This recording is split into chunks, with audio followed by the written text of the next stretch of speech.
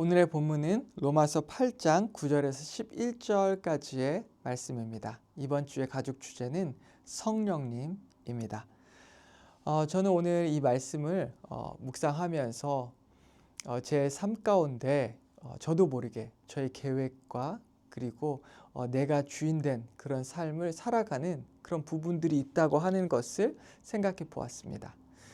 그리고 그 일로 인해서 제가 더 짜증도 내고 또 때로는 화도 났던 그런 모습들을 바라보면서 모두 온전하게 주님께 맡겼다면 어떤 일이 일어났을까라고 생각을 해봤습니다. 아마 그랬다면 주님의 평강과 그리고 주님께서 주시는 그 은혜 가운데 주님을 더 의지하며 나갈 수 있었을 것 같습니다.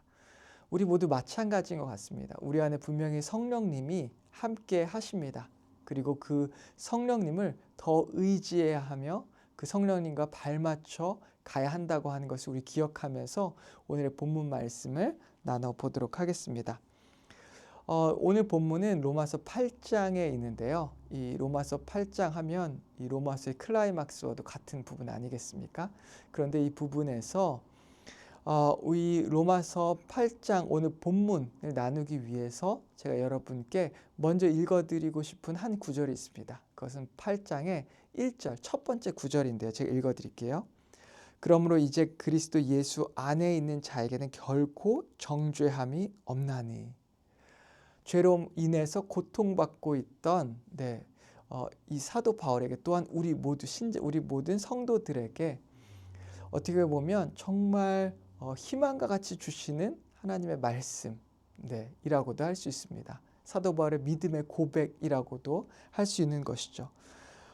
결코 정죄함이 없다라고 말씀하고 있는데요. 바로 그 앞에 나온 예수 안에 있는 자에게 그리스도 예수 안이라고 하는 말이 나옵니다.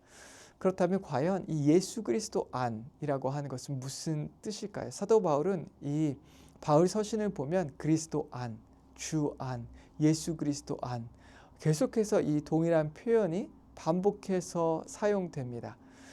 이것은 우리가 이 말씀을 접할 때 그냥 자연스럽게 믿음 안에서 혹은 주님의 뜻과 계획 안에서 라고 생각하고 넘어갈 수가 있습니다.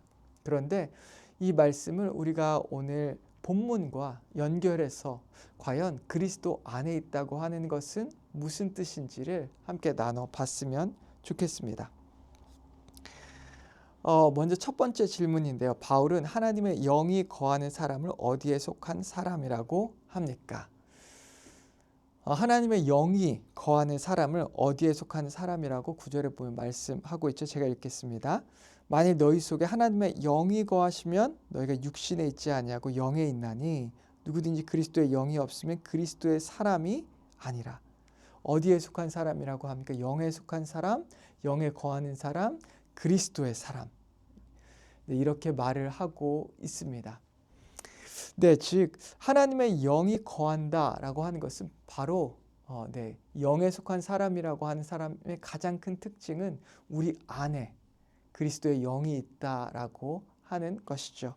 어떻게 보면 제가 조금 전에 여러분과 나눈 그리고 로마서 8장 1절에 나온 예수 그리스도 안에 있는 자, 그 사람의 특징이라고 하면 그리스도 안에 있다고 하면 그리스도의 영이 우리 안에 있다라고 하는 것을 또한 생각해 볼 수 있다라고 하는 것입니다. 다음 질문을 한번 보면요. 그리스도께서 우리 안에 계실 때 몸과 영은 각각 어떤 상태에 있다고 말합니까? 10절 말씀 보시기 바랍니다. 또 그리스도께서 너희 안에 계시면 몸은 죄로 말미암아 죽은 것이나 영은 의로 말미암아 살아있는 것이니라.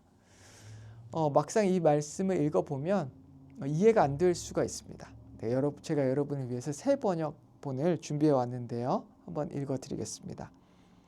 또한 그리스도께서 여러분 안에 살아계시면 여러분의 몸은 죄 때문에 죽은 것이지만 영은 의 때문에 생명을 얻습니다.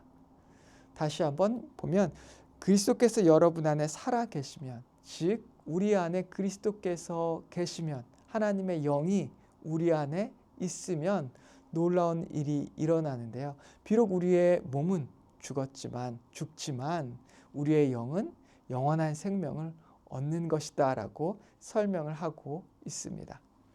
왜 우리의 몸은 죽었다라고 말하고 있을까요? 그것은 아담과 하와가 지은 죄로 인해서 우리의 몸은 피할 수 없이 이 땅의 모든 생물은 죽을 수밖에 없는 죽음의 저주를 받게 되었습니다. 하지만 예수 그리스도께서, 두 번째 아담이 예수 그리스도께서 우리의 죄를 위해서 십자가에 죽으셨기 때문에 우리의 영은 영원한 생명을 얻게 되는 것이죠. 누구나 예수 그리스도를 구주라 믿고 의지하고 또한 그러므로 주님께서, 그리스도의 영 하나님 성령님께서 우리 안에서 살아 계실 때에 우리는 영생을 얻게 된다라고 말하고 있는 것입니다. 다음 질문 보시면요. 사도 바울은 왜 그리스도인의 기준은 행동이 아니라 그리스도의 영이 있는지로 말합니까? 네, 우리의 몸은 죽지만 우리의 영이 살 수 있는 이유가 무엇입니까? 그것은 바로 우리가 어떤 선한 일을 행해서 그렇게 되는 것이 아닙니다. 우리는 어쩔 수 없이 죄를 지을 수밖에 없는, 그리고 죄를 지었던, 그리고 미래에도 지을 수밖에 없는 그런 연약한 존재이기 때문이죠. 아무리 선을 행해도 우리가 지었던 죄를 상쇄할 수는 없는 것입니다.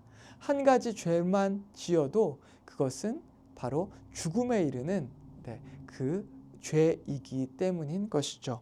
그런데 오늘 말씀을 보면 우리가 영원한 생명을 얻을 수 있는 것은 바로 우리가 의로운 삶을 살고 우리의 의 때문이 아니라 바로 예수 그리스도, 하나님의 아들이신 예수 그리스도께서 십자가에서 행하신 완전한 그 의로 인해서 우리가 구원을 받게 된다라고 하는 것을 말하고 있습니다. 여러분, 이것이 무엇입니까? 놀라운 그리스도와의 연합을 말씀하고 있는 것이죠. 그리스도와 연합된다고 하는 것은 예수 그리스도를 우리가 온전하게 믿고 나아갈 때에 그분의 의가 우리에게 들어와 우리가 예수 그리스도의 의로 덧입게 되는 것을 말하고 있는 것이고요.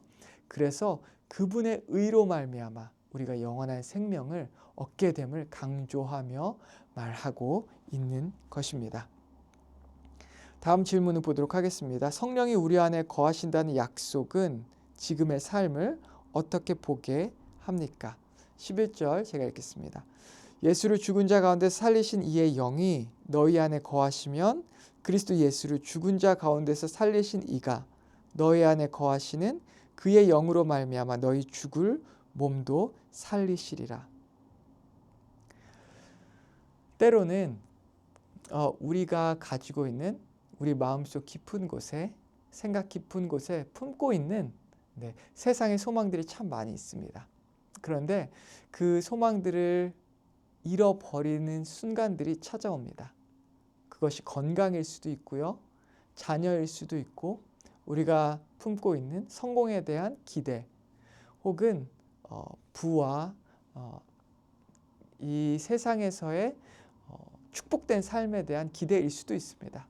물론 하나님께서는 이런 것들을 우리에게 축복으로 더해 주시는 분이 확실합니다. 하지만 이런 소망들을 잃어갈 때, 때로는 우리가 나이가 들어서 죽음 앞에 서야 할 때 모든 소망을 잃어버릴 때가 찾아오죠. 그런데 그럼에도 불구하고 우리가 꺾이지 않고 낙심치 않는 이유는 단 한 가지입니다. 그 모든 소망들을 상쇄하고 남을 바로 부활의 소망이 있기 때문이죠. 예수님을 믿는다고 하는 것은 바로 이 부활의 소망을 갖는 것입니다. 그리고 이 부활의 소망을 세상의 다른 여러 소망이나 세상의 모든 기쁨들 그 위에 가장 첫 번째로 두는 것을 또한 의미하기도 합니다. 우리가 주님과 동행하는 삶을 살아갈 때 세상에 있는 것들이 시시해질 때가 오지 않습니까? 주님과 함께하는 것, 주님만 바라보는 것, 주님만 예배하는 것이 가장 큰 기쁨이 될 때가 참 많이 있습니다. 그래서 오늘 이 말씀 가운데 주시는 교훈 중에 하나가 무엇입니까? 바로 세상에는 모든 소망들이 다 사그라질지라도 우리 가운데 있는 소망은 바로 우리 안에 계신 예수 그리스도의 소망이고 그분께서 우리에게 주신 부활의 소망이다 라고 하는 것을 말씀해 주고 있는 것입니다. 여러분, 오늘 여러분을 낙심시키는 참 많은 일들이 있을 수 있습니다. 그런데 우리 안에 계신 예수 그리스도께 눈을 돌려 그분을 집중할 때에 주님께서 주시는 참 부활의 소망, 그리고 주님으로부터 나오는 이 생명의 빛을 우리가 받게 됩니다. 그리고 그 빛 안에 우리가 기쁨과 충만함을 누릴 수 있게 되는 것이죠. 여러분, 그 주님께서 우리 안에 내재하시는 그 주님께서 주시는 큰 축복을 누리며 살아가는 저와 여러분 되기를 주님의 이름으로 축원합니다. 함께 기도하겠습니다. 하나님 아버지, 감사합니다. 우리에게 함께 하시고 우리를 이끌어 가시는 주님. 때로는 우리가 이해할 수 없는 일들이 우리 가운데 일어날 때, 우리가 감당할 수 없는 일을 당할 때 우리가 여전히 두려워하지 않고 우뚝 설 수 있는 것은 바로 우리 안에 계신 예수 그리스도, 성령님, 하나님, 주님 때문임을 주여 고백합니다. 하나님 아버지, 우리에게 생명의 빛을 비춰주셔서 이 땅을 살아갈 때 자기 의로 그것을 바라보고 살지 않게 하시고 우리의 온전한 소망 되시는 십자가의 의를 이루신 주님만을 믿고 살아갈 수 있게 인도하여 주시옵소서. 그리하여 부활의 소망으로 오늘 하루도 소망을 가지고 살아갈 수 있도록 인도하여 주시옵소서. 예수님의 이름으로 기도했습니다. 아멘.